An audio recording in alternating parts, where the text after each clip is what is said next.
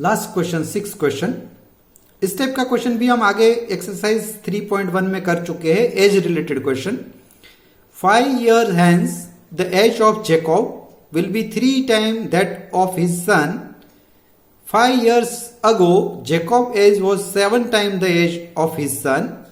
What are their present ages? तो अपने पास दो वेरिएबल होंगे, दोनों के age, the let age of Jacob X and age of his son is Y. यहां पे age means present age, X and Y both are present as.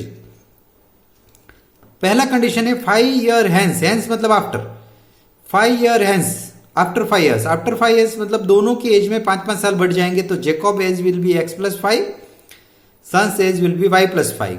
तो 5 years hence कौन सी कंडीशन है यहाँ पे? The age of Jacob will be 3 time the of his son, 3 time. तो according this condition age of Jacob that is X plus 5, age of son that is Y plus 5 और 3 time, 2 time, 5 time, half जो भी होता है वो हमेशा multiplication में आता है। तो एक जेकॉब की age X plus 5 equal to 3 multiply by age of his son, so X plus 5 is equal to 3 into Y plus 5। Be careful, जब भी क्वेश्चन में 2 टाइम, 3 टाइम, 5 टाइम, हाफ ऐसे ही आएगा तो एक तो ये नंबर मल्टीप्लीकेशन में आएगा, एंड सेकंड थिंग जो सेंटेंस में जिस तरीके से फॉर्मेट है 3 time that of his son, मतलब 3 multiply by age of his son, जो ऑर्डर में आएगा उसके बाद जो नंबर है उसके साथ वो मल्टीप्लाई हो जाएगा, तो 3 multiply by age of his son. Simplify करेंगे, पहला इक्वेशन बनाएंगे। Second condition 5 years ago, 5 years ago, ago means before, तो 5 years ago दोनों में 5-5 साल कम हो जाएंगे, तो जेकॉब की एज हो जाएगी x माइनस 5 एंड सन की एज हो जाएगी y माइनस 5। यहां पे कंडीशन क्या है? यहां पे कंडीशन है 5 years ago Jacob age was 7 time of his son, तो मल्टीप्लाई बाय 7 होगा बिकॉज 7 टाइम है, और किससे मल्टीप्लाई होगा? सन की एज के साथ मल्टीप्लाई होगा।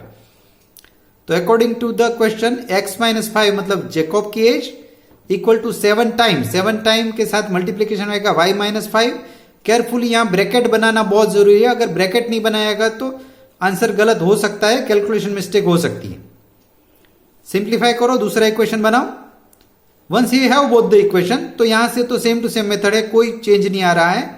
अब एक वेरिएबल में से x को अलग करो, दूसरे में उसकी वैल्यू पुटअप करो, x या y जो भी एक वेरिएबल आपको मिलता है वो फाइंड करो, उसकी वैल्यू इक्वेशन 1, 2, 3 कहीं पे भी सब्स्टिट्यूट करो एंड फाइनली फाइंड करो। यहां पे मैंने इस क्वेश्चन थोड़ा शॉर्ट में किया हुआ है बिकॉज आई थिंक अब आपको इस टाइप के क्वेश्चन पे पूरी ग्रिप है, बट सपोज यहां पे कोई भी स्टेप में आपको डाउट होता है तो आप मुझे यहां पे व्हाट्सएप कर सकते हो, मुझे कॉल कर सकते हो। This is end of exercise 3.3। आज हमने जितने भी क्वेश्चन किए हैं एक्सरसाइज 3.3 का क्वेश्चन 2 एंड क्वेश्चन 3 के 6 के 6 सब क्वेश्चन, ये सारे के सारे क्वेश्चन एज ए होमवर्क आप CW में करोगे। तो आज का होमवर्क है, जितना भी वर्कआउट हमने आज किया है 3.3 एक्सरसाइज का क्वेश्चन 2 एंड क्वेश्चन 3,